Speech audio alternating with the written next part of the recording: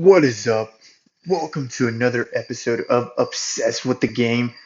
So, right now, you can probably hear a cricket. That's because we're in nature.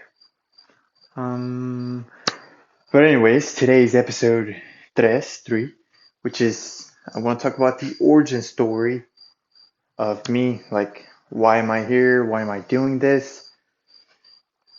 So, yeah. So, right now, I just finished a battle with that cricket.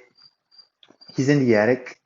But since it's night, I don't it doesn't really bother me. It's like this peaceful thing. Uh, I actually wanted to kill it, but I couldn't find it, so I'm just gonna leave it up there. He's a savage. I've I've made noise and he just doesn't care.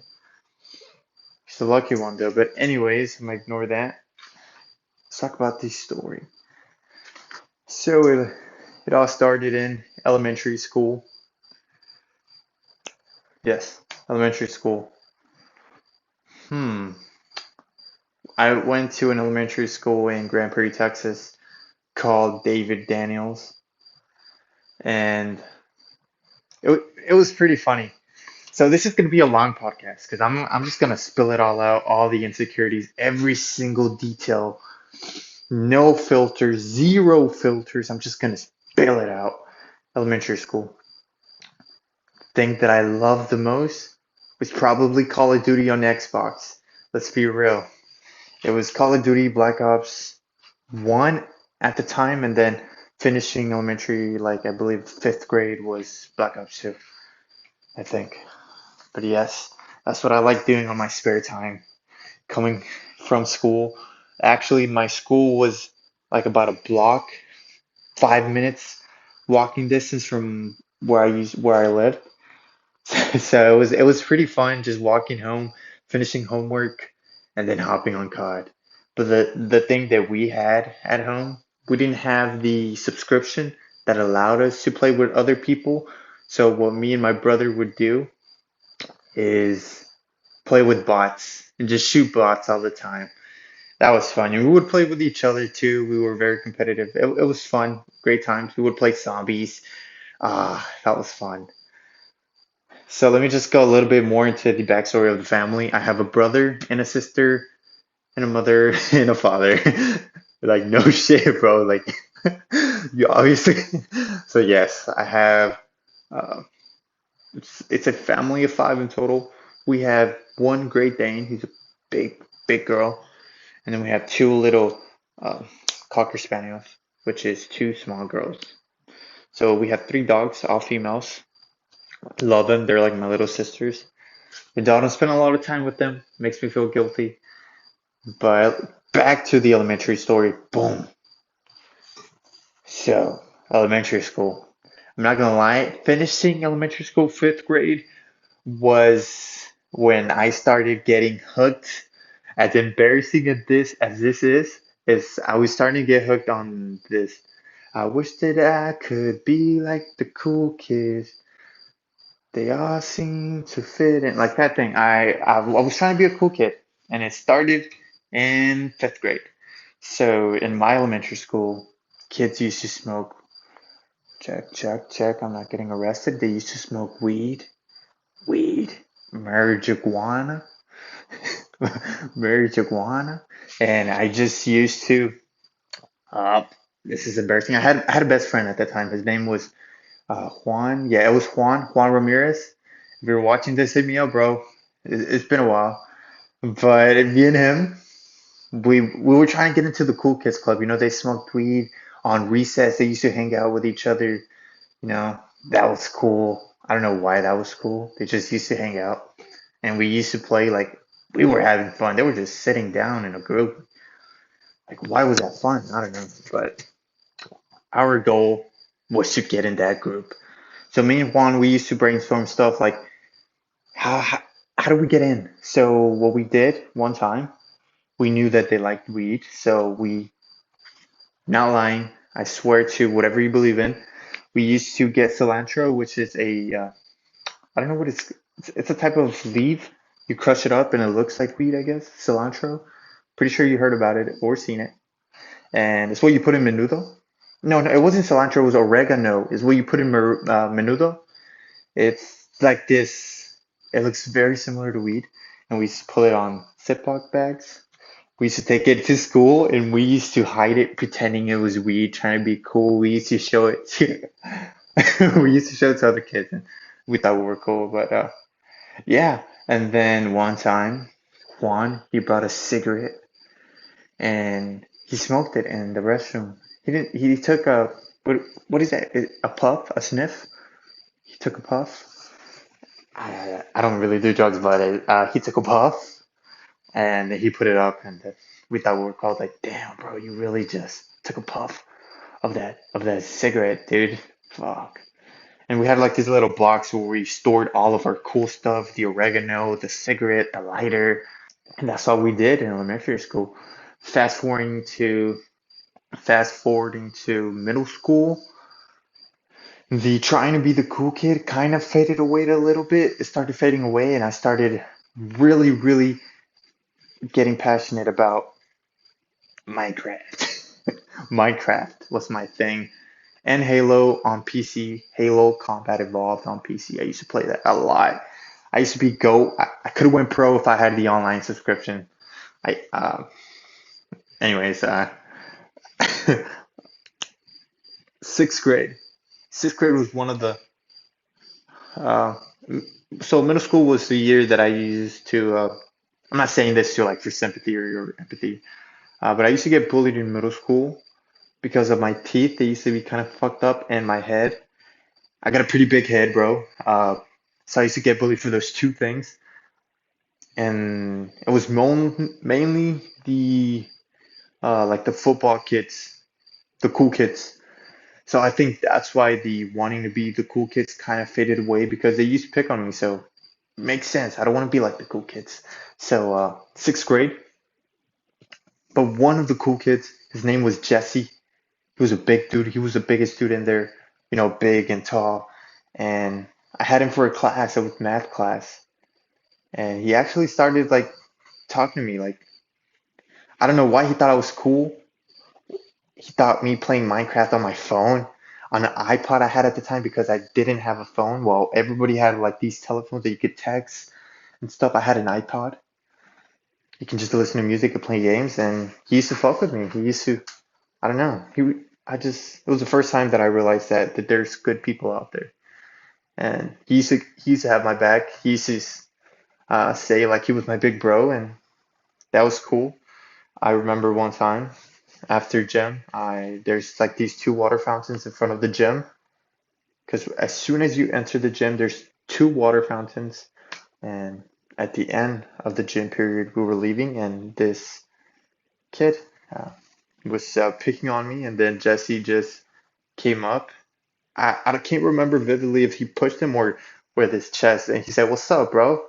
And I just felt like I remember the feeling of like relief, like somebody has my back. That was pretty cool. Fuck. If you're out there, Jesse, hope you're grinding, bro, and you're taking care of yourself. Thank you. I never even told him thank you for having my back all this time. He used to have my back all the time, bro, because I used to get picked on a lot. What is it? U.S. history, I used to get picked on. He had my back. He used to have like this phrase, like, say, "What's up, bro?" And you just shut up, bro, because he's way bigger than you. Like, it was just really cool. His name was Jesse Palomas. Jesse Palomas. Cool dude. Hands down. There's a word I'm trying to use. It's not loyal. It's more stronger than that. It's down to earth individual. He was cool, but he didn't care about none of that. So yeah, a good guy. So fast forwarding to seventh grade, I didn't have any more classes with him. That sucked. I was on my own in the battlefield. I was a gardener in war.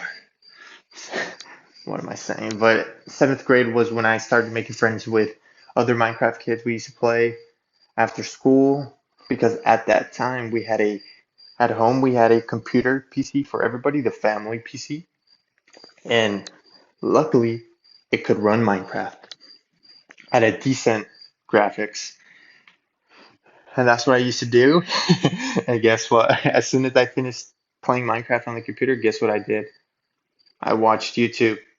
Guess what I watched on YouTube? People play Minecraft. And then I went to sleep, and it was just a repeat, repeat.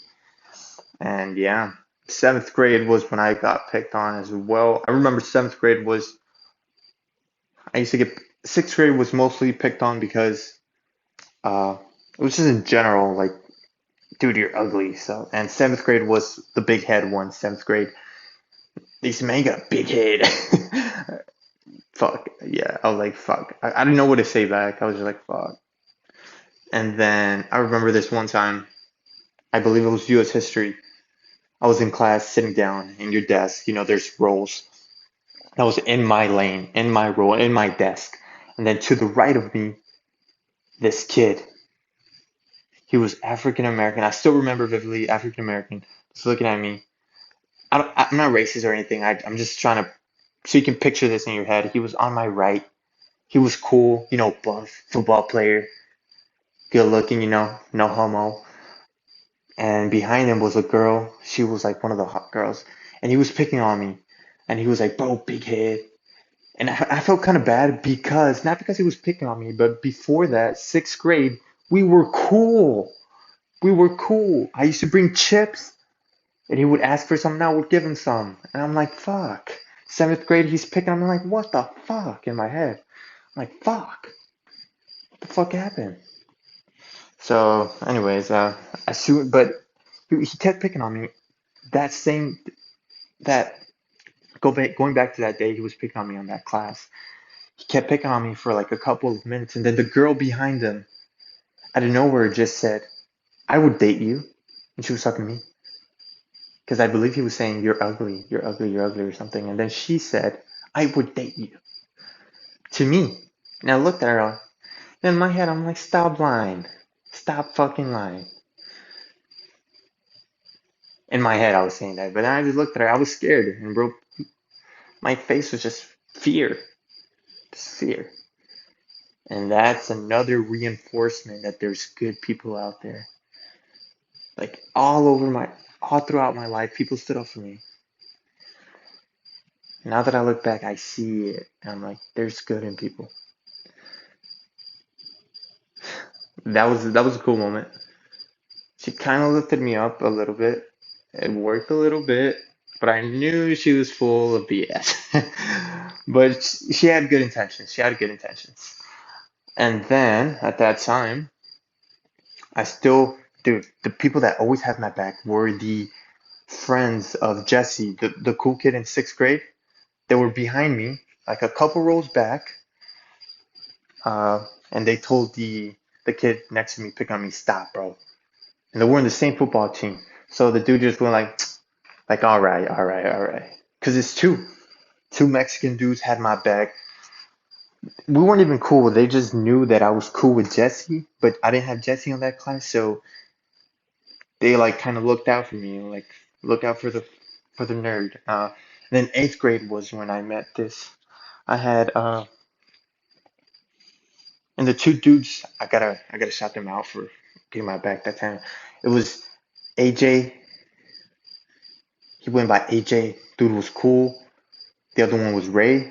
They were together. Ray, cool dudes. They had my back that time. Um, and then eighth grade, still playing Minecraft, still playing Halo, but I'm making a little bit more friends. I made some really good friends. A dude's name I met that grade was name was Gabriel, really cool. Another Edward, Jose, made a cool friends, Misael. Dude, eighth grade was probably the funniest year of my life. It was so fun. I would laugh for the dumbest stuff. It was just such a good time. I didn't really get picked on that time, but I was still, I've developed insecurities based. I was an insecure kid now. I was like, fuck, I'm insecure. Fuck. So I didn't really have, throughout my whole, in elementary, I was actually talking to girls on the fifth grade. But then after sixth, seventh, and eighth, Zero girls. So that was my current lifestyle. And eighth grade was I was still playing Halo and Minecraft. Can't really remember a lot of stuff. So fast forwarding to high school, freshman year, still deep. I'm falling more in love into Halo now. And this high school I went to was called the Basic Career High School, and you could choose a pathway that you could dive into. And for me, it was information technology, since I really love software and hardware, and I still do. So that's what I decided to go to. Oh my God, there's a cockroach right there. What the fuck? There's a lot of insects here. I am in the garage, by the way, if you were wondering, since my family is sleeping and I didn't want to bother them. So I'm out here. I'm really outside. So, back to freshman year, still playing Minecraft, still playing Halo, but I'm meeting more people throughout life. I'm meeting more cool people. This year was I met my little group that I still talk to today. Two people I still talk to today. Really cool dudes. Freshman year, yep, still nerd. No no interaction with girls, zero. Um, was I good at school? Not really. Throughout my whole education, I was never really uh, a performer. I'm study. I did love math though, but I've never really applied it in school. I never really wanted to go all out on a spreadsheet. But so sophomore year, hmm, uh, I finally got a PlayStation 4. I was playing Call of Duty, still playing COD, stopped playing Minecraft. Minecraft was kind of dying out. I really liked it, but there was this bad like reputation that it's for kids, and I wanted to be mm, freshman year trying to be like the cool kids. Started getting back. I started trying to be like the cool kids again because the cool kids were actually cool. The cool kids were actually nice, so I wanted to be a cool kid. I remember freshman year. This moment is pretty embarrassing. I still had fucked up teeth. I still didn't get my braces yet. So, freshman year, I stayed after school for a class, science class. I walked in, two of the hottest girls and were in that class. And this one girl said hi to me. She said hi. She said hi. There was nobody else around. The teacher wasn't in class yet. It was just me, her and her friend and me in that class. And she said hi when I walked in. And I was like, I don't remember saying hi back. I don't remember saying hi back. I just remember sitting the fuck down. She probably thought, damn, what a boss. But in my head, I was like, what the fuck? I didn't know what to say. I still remember that. That was so fucking funny. Uh, I remember I went to the restroom like 10 minutes later because this teacher came back and I said, could I go to the restroom? And I went to the restaurant, like, what the fuck, dude? I should have said something. I think I looked cool in freshman year, but I still had fucked up teeth. But I still didn't realize that my teeth didn't fucking matter. So I never actually tried to talk to her. So that was it. I think I just looked at her and went like, what's up? Like, that head nod, like, thank you, or what's up, or whatever. Uh, yeah. So, sophomore year, playing Call of Duty on the PlayStation, still being a nerd, diving into uh, what was I into? I was into creating websites with this website builder. It was just fun at that time. Uh, yes, meeting a couple of friends sophomore year. Yeah, still a nerd, still playing. And then junior year was the year, the year that I started talking to like the cool kids, and they started like talking back. So that year, I was still playing Call of Duty, but then out of nowhere it stopped because I met this girl. I met this girl, and since it was the first girl that I've ever actually talked to throughout the whole time, It became like an obsession. And I thought at that time I thought it was love. Because at the first was the first girl I've ever talked to. My brain right now is trying to add filters because I'm scared that she might listen to this. So my brain is trying to add filters to, but I'm combating this right now in my head. I'm trying to be as transparent as possible. So I'm turning that off. I'm like, nah, nah, nah, not today. So first girl I've ever talked to, obsession. So I'm just gonna keep fast forwarding. Uh, it was funny because I liked her. And guess how I approached her? It was through Twitter DMs, and then she was very nice. She seemed interested, but I blew it. I like blew it big time. I DM'd her after school because didn't have the balls. And sorry for any kids listening out there. I didn't have the courage. So, and then it took me a week. So we had one class together. Like, dude, what? That's embarrassing. Just go up and talk to her. But it took me a week to finally build the courage to go and talk to her. And then after the first DM, a week passed by. I just kept DMing. I believe I kept DMing. I never actually went to talk to her in class. Just picture that. How weird is that? This dude DMs you.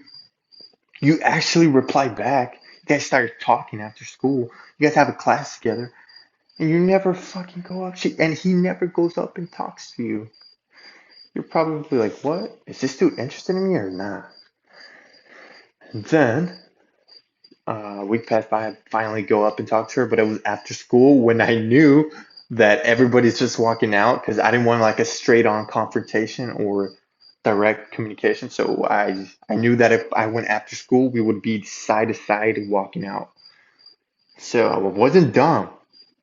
I was trying to aid my weakness. So out there, and then I believe I'm just keep fast forwarding. Uh, we kept talking mostly on the phone, on the text. We went to the movies once, and I was hella awkward.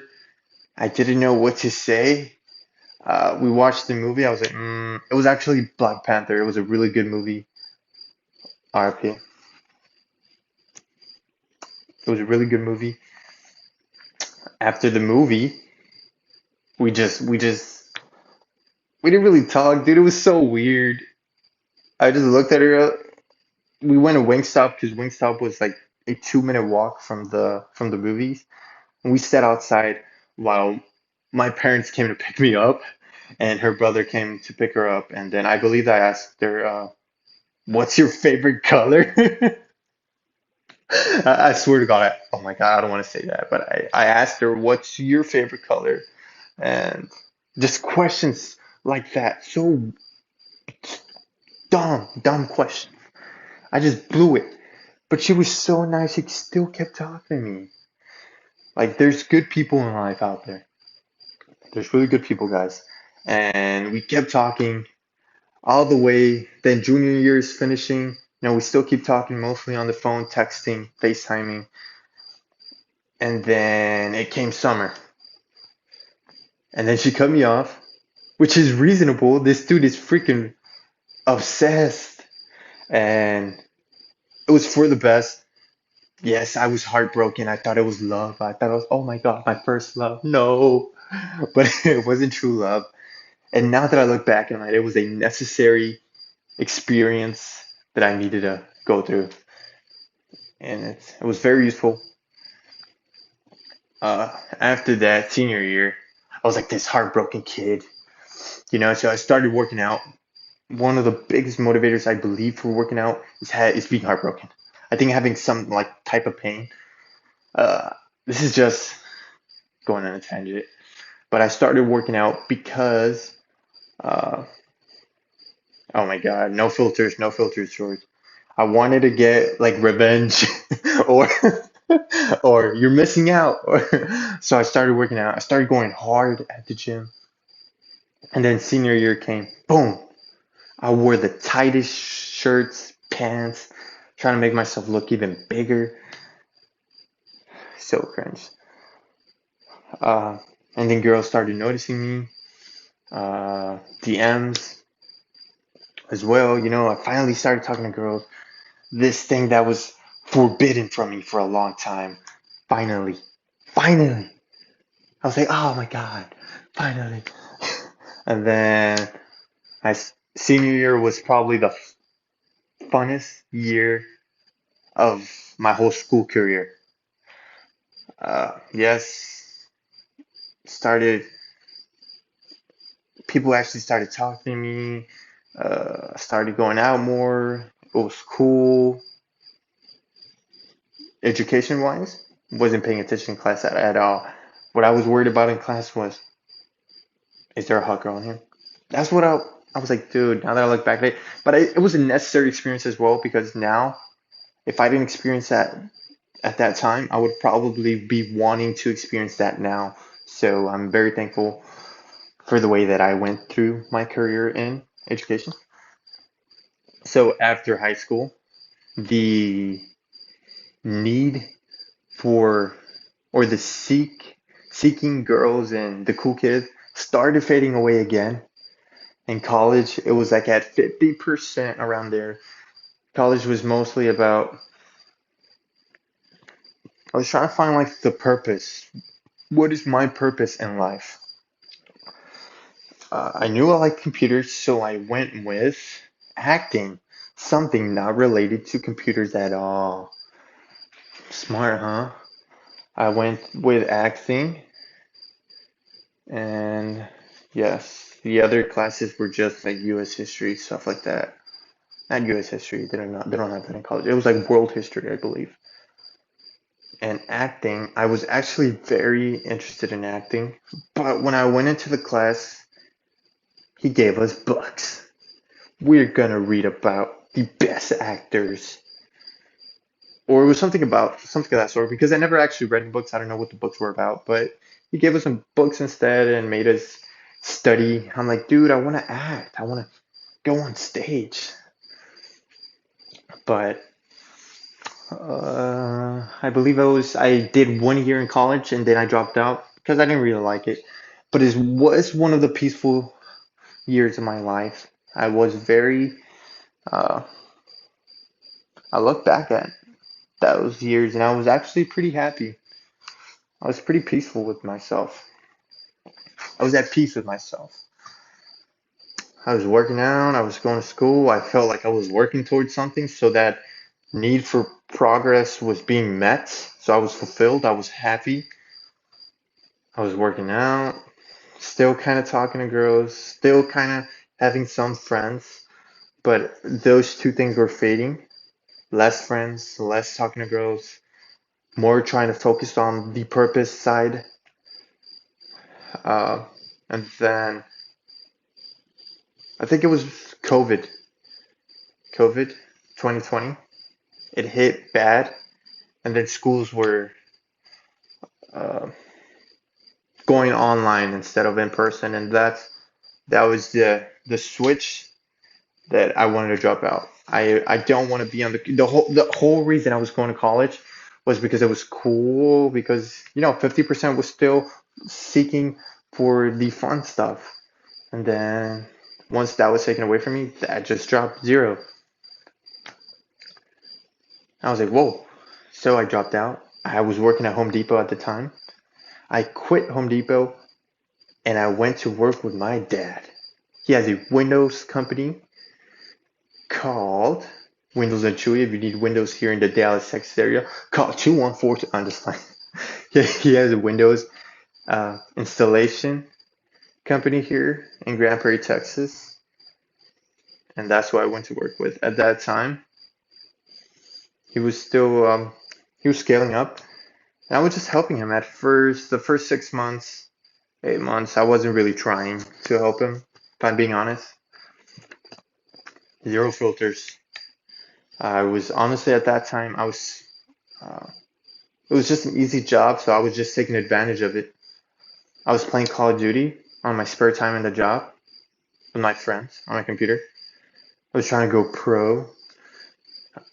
That's the lie I told myself to make myself feel better for playing games. That was the lie I'm telling myself because I know some people could go pro, so if you're listening to this and you're trying to go pro on video games, go all in. But I know that I wasn't really good at video games, like that good, like really that good. Like I wasn't being true to myself. But if you know you can put the hours in, keep going. Don't let me just what I'm saying demotivate you from your goals, okay? You keep going. But anyways, other than that, damn, I went off on a tangent. I didn't want to demotivate anybody, so I wanted to say that. So the other thing was after a couple of months of working with my dad, I actually started liking it. I was like, I like this customer experience, like this face to face with random people and helping them get what they need. And I also like computers, so I started building systems for him. Like for example, we went online. He used to do everything on pen and paper. I was like, what? It was so inefficient. It was so inefficient. It took a lot of time. So what we did, we set up a online quoting system which allowed us to do quotes like in 5 minutes, and it used to take hours to do quotes because you had to do the calculations on the calculator, then write it on the pen. But now we had a system, and I was also helping with. I don't even want to say about all the stuff because it's gonna be boring. But it pretty much just all the system processes online. I helped them. We started scaling up. Uh, so that's the other thing that I noticed. I stick to something if I feel like my need of progress is being made. So we were progressing as a company. We kept growing, revenue kept growing. I started getting more into the system and processes. I love that. I love that stuff. I like automating things, even though a lot could be bad, but I kept doing that. Uh, but then at a certain point, I was like, okay, cool. Like my dad's company has grown. Uh, he's working towards it. It's his company. And at first, I had a vision of helping him over a while, and we were like being successful, whatever you want to label it. I was like, dude, I could really build this and build this into a big company. But then my ego got in the way, and I was like thinking to myself, if I build this, people will say that I was gifted this opportunity that I didn't really work for it. So I decided to go off on my own. I had these thoughts to go off on my own. I still didn't actually take action on it. So I want to go off on my own and build something for myself. So nobody can take anything away from me. All my hard work. Uh, but the thing holding me back was I love my dad. I don't want to just leave him there. I love my dad. So it was pretty hard, but I knew that I would regret if I didn't. And I would be building resentment at the workplace, which was building, and it was my fault. I was deciding to stay because in my head I was saying, my dad needs me. And at the same time, I was building resentment towards him for a decision that I made. Is that dumb or not? So I started catching that, and I didn't want to have a bad relationship. So I said, okay, it's time for me to go because I need to go. So I finally decided to go. But first, before I quit the job, I didn't quit. I just started working less. I went from working from 7 till 6 every day except Sundays to working every Saturday just like 3 hours. So I consider that quitting my job. I only work there Saturdays for like 3 hours for the accounting stuff. I check the numbers, make sure everything's good, everything looks good. That's what I do. I don't really see that as a job or anything. I technically quit.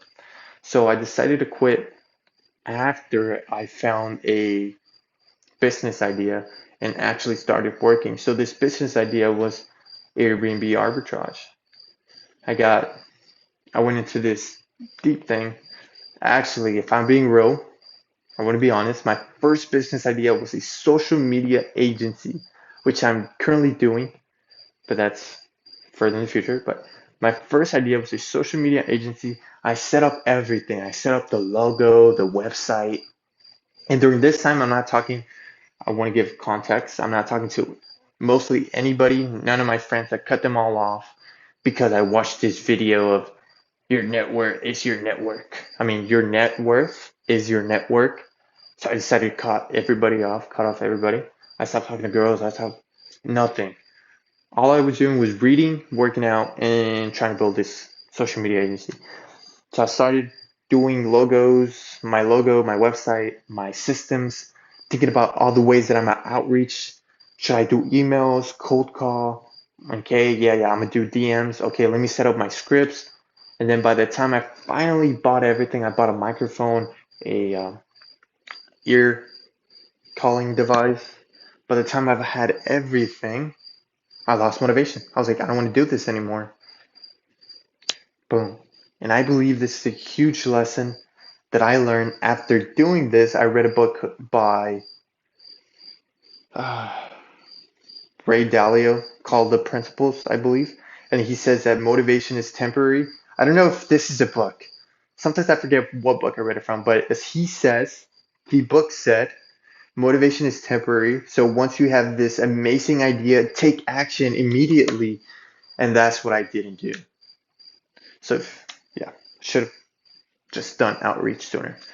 So once I lost motivation, I went, okay, what's the next business idea? This obviously is not working for me, and it wasn't working because I never took action. But that's so I decided to go with Airbnb arbitrage, my second business idea.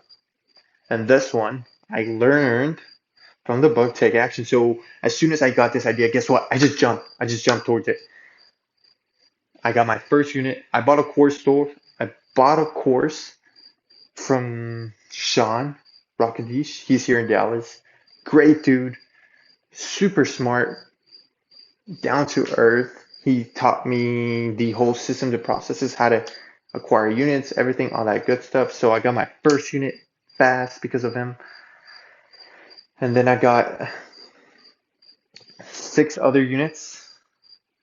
And since I became more of a shoot than ask questions kind of guy, when I was setting up these units, when I was getting these units, I was in a rush. I was in a rush. I was in a rush of getting all these units.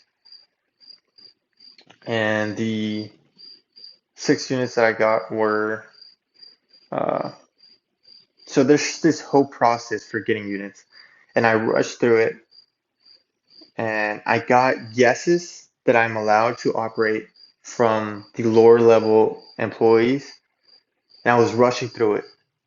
And if I'm being honest, I knew that the lower level, by lower level employees, I don't mean anything bad. I'm just saying like in terms of authority, the lower level authority employees. I knew they were going to say yes, so they said yes. So I started operating, even though the top authority, the property manager, never was let known. He was never advised on my company operating there. And when he realized, he was actually very, very nice. He said that we can only operate with these very specific, strict rules, and I could operate in between those rules. But I reading those rules, I knew that I wasn't going to be profitable, and I was actually going to lose a lot of money. So at that time, I was like, "Fuck." Right now, I'm struggling because I really want to tell you guys the truth, but my brain is kind of embarrassed to say this to you guys. But I'm embarrassed to say this, but I don't even know why. There's just a lot of emotions during these experiences. But before I started this, I asked my dad for $40,000 to help me build this business. And I was so convicted that it was going to work, and he believed in me. Like, he really believed in me. And And the first unit, I have to be completely honest with you guys. The first unit, I was operating illegally on that unit. Illegally. I never got permission from the property manager there. And I was operating there illegally. I was being extremely profitable. And just greed just clouded my judgment, my head. And the whole reason I wanted to make money was for status. I wanted people to just see that I'm actually somebody. So that was just a bad mistake there. First unit operated illegally. 6 units, I rushed through it, operated kind of legally. I did operate legally. I got everything on written, but the property manager was never advised. So I had an option there. I'm currently running 6 units. One is illegal. 6 units, I can operate, but I'm going to lose money. So there's no point in operating unless I want to give away free cash. At that time, I was making around 40,000 a month. It was break even money. So $40,000 were coming every month into my account, and then I had to pay $40,000 worth of bills, invoices. So I never really kept anything there because I rushed through the whole process. I never built a strong enough foundation to have like a spread of profit. I just rushed through everything. I rushed through everything just so I could say, hey, I'm a successful Airbnb operator. I have 7 units.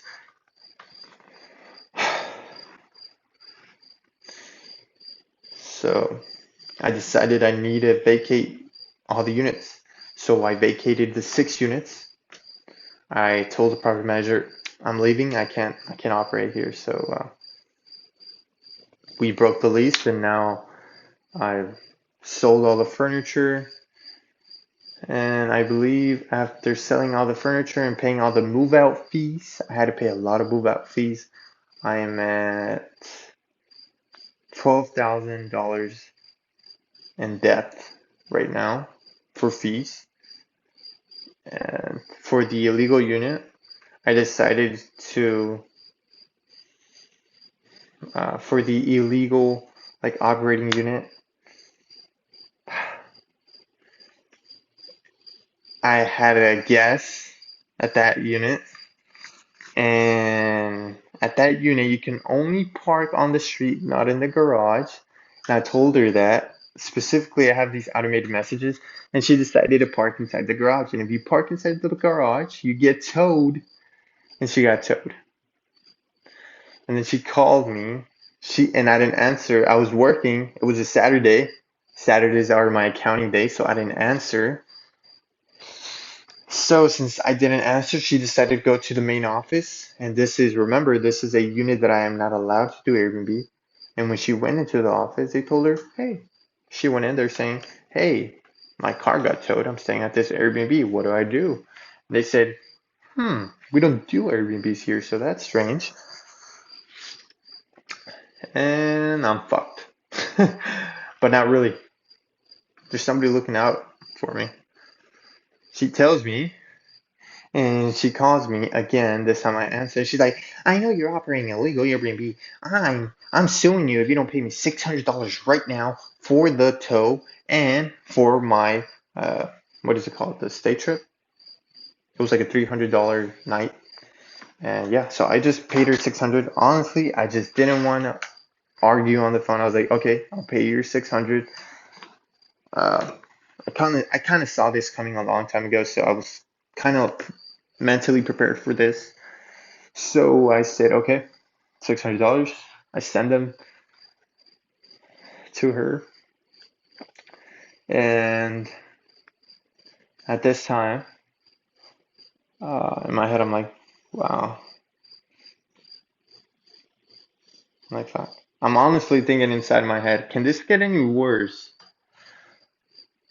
And this is just like 2 months ago. It's not that long ago. So just to recap, I owe my dad 40K. I owe 15K in move out fees. So now that I got caught on this one illegal unit, I decided to vacate this one too. So now I move everything out. And now in total, I have like around 17K that I owe to these apartments and 40K that I owe to my dad, which I told him I'm gonna pay back by the end of this year. And I have to follow through because a man's word is a man's everything.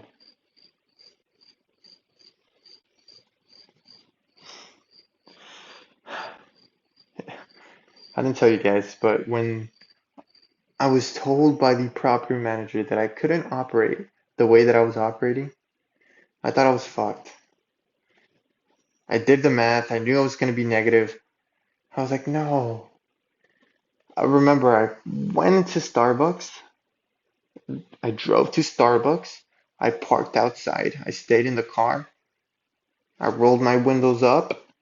I put the little sunshade thing, the one that reflects the sun, on my windshield. Make sure nobody can see inside because my windows on the sides are very tinted. So once I did that, you can't really see inside. And I just started crying. I just started crying for like 15 minutes. Just crying, crying.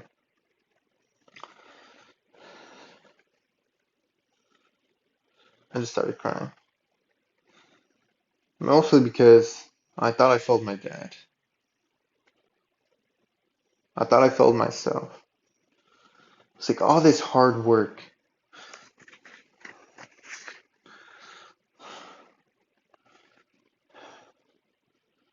I used to drive there all the time. I used to spend like hours setting stuff up.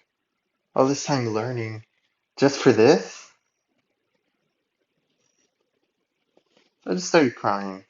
I didn't know what else to do. I just started crying. Wow. It took me like 20 minutes to gather myself up. After the 20 minutes, I stopped crying.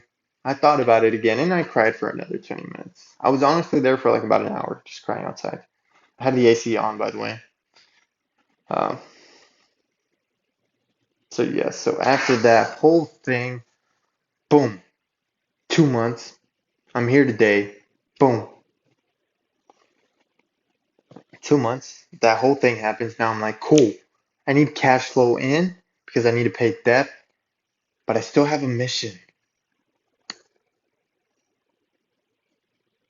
I still have a mission.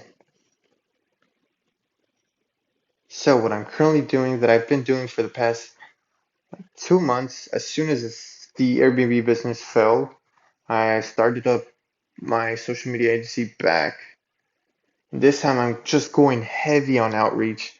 I learned all the fundamentals of Facebook ads, uh, Google ads, and just building ClickFunnels. I've always built ClickFunnels out of pure enjoyment, so now I'm looking for clients to for my social media agency to build sales funnel, do Facebook ads, Google ads for.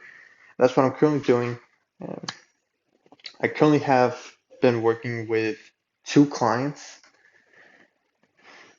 So right now I'm kind of like a freelancer, not really an agency owner because I don't have any employees. So I see myself right now as a freelancer, but I call myself an agency owner because I really gotta have this mindset. And so this is my current path is social media. I want to be one of the greatest marketers, but for that I have to work my way out there. Did I really just say that? I want to be one of the best marketers. I keep looking outside just because I'm outside and somebody can come in anytime and murder me. But so yes, so that's my current passion is just marketing. I don't know why. Something about running Facebook ads and Google ads and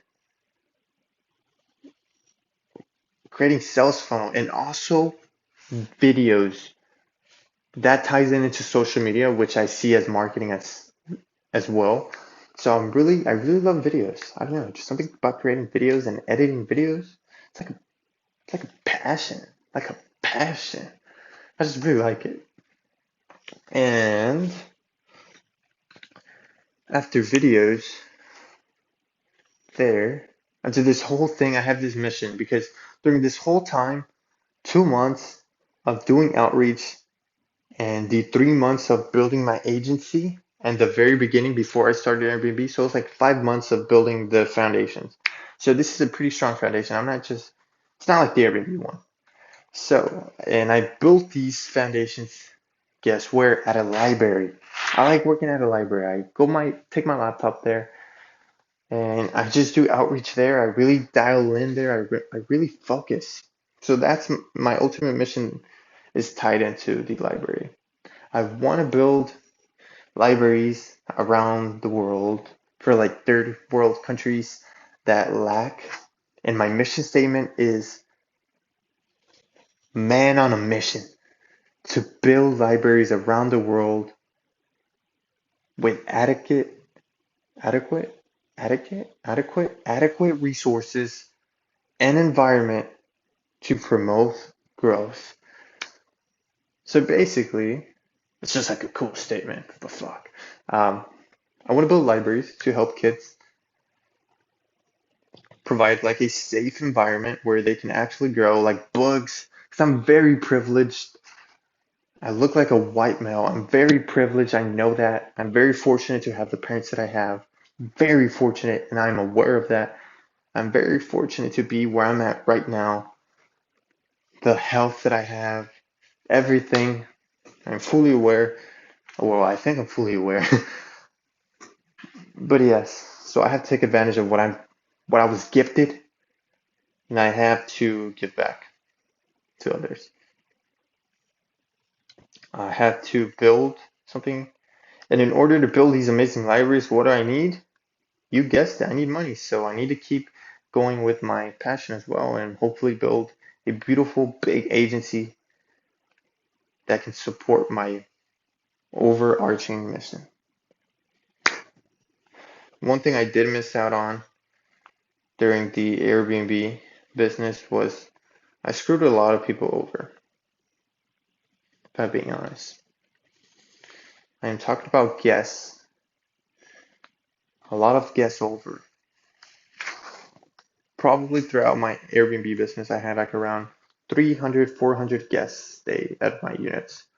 And I have a strict cancellation policy in all of my units. I had passed, and some of them had to cancel due to family emergencies and stuff, and I never refunded money back. I was so full of greed,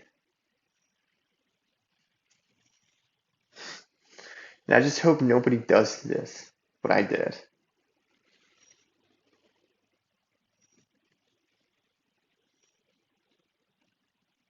It still haunts me,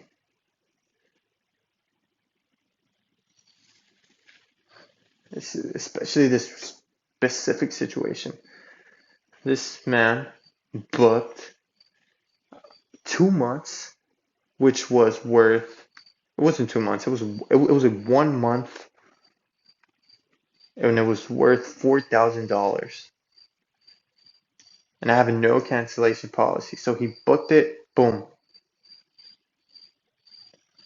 And then 3 days later, he said he had to cancel because his wife is having a baby,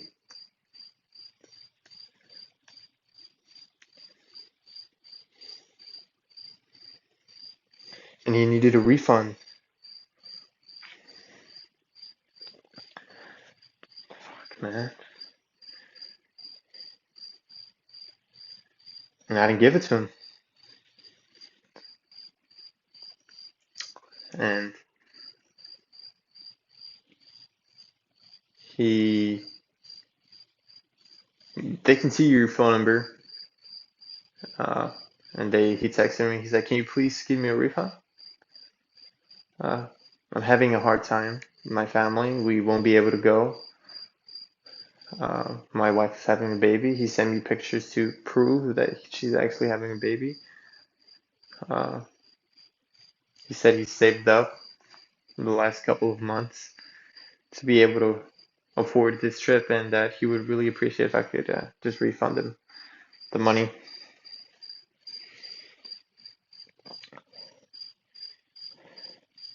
I didn't do it. I didn't do it. I pretended I was an employee at that time, and I told him I didn't have access or the authority to provide a refund to you, and I'm extremely sorry. But I had the access. I could refund him in an instant, but I decided not to. The selfishness and greed of getting $4,000 out of nothing. Just, I thought it was cool. I thought it was like, wow, I'm a great businessman. This is what business is. You screw people over. You're a great businessman, George.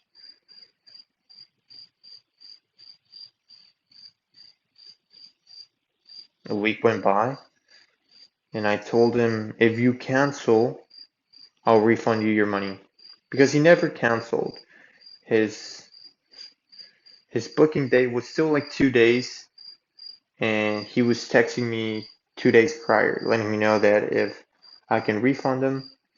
He wasn't as aware of the whole process like I was. I knew the terms and conditions, when he should cancel so I could get the money. I knew how to get him.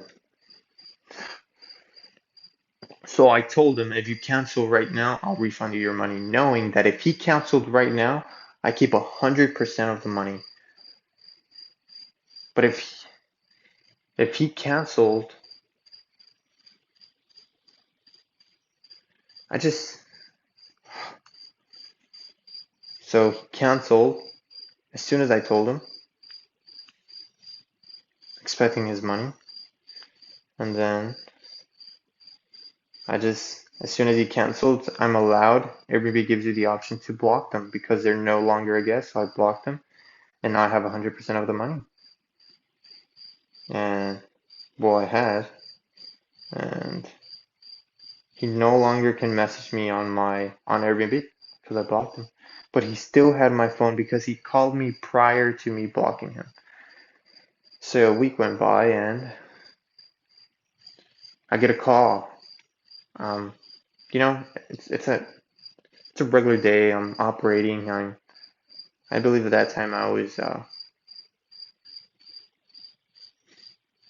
scheduling the cleaners, like where are you gonna go?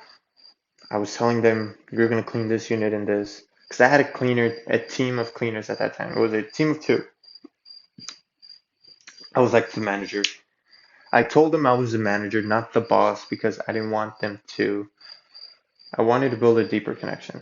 I thought that would help, but so I was currently helping those cleaners, and I got a call. It was from that guy. He sounded so young. Sounded like my age. He had a wife and a kid. And, and look up, bro, look up. And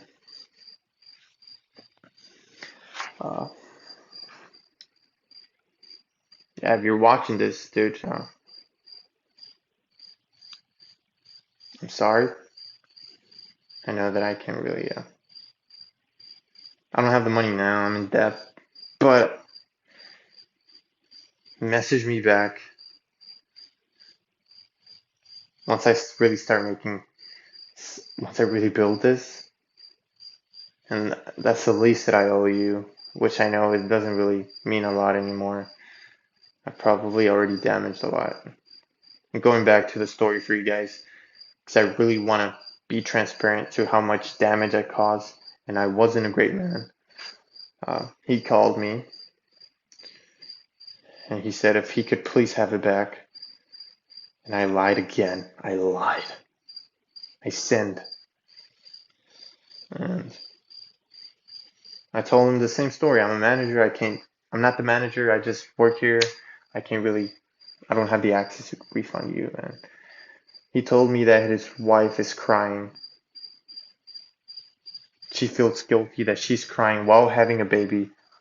She is crying because she feels guilty that they won't get a refund from the money they've been saving up to go on a fun trip. She feels guilty, she's crying, and he's trying to calm her down.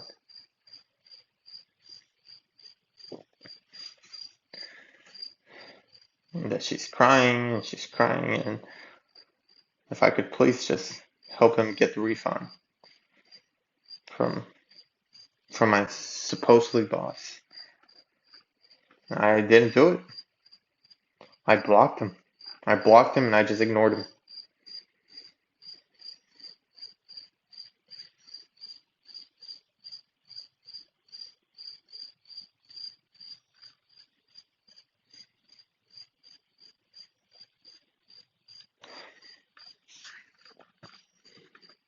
I'm not.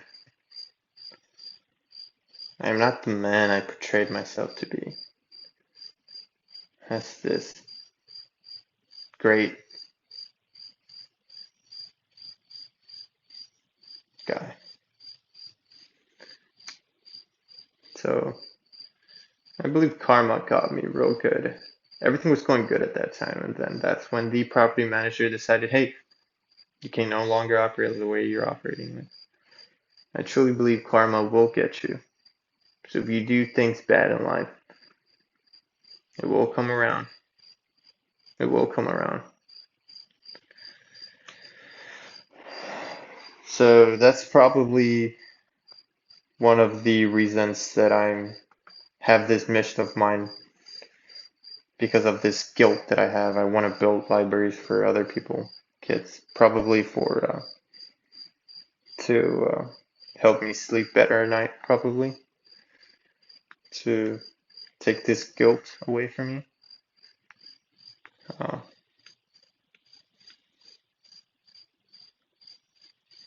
He's not the only person, by the way, but he was probably one of the worst situations.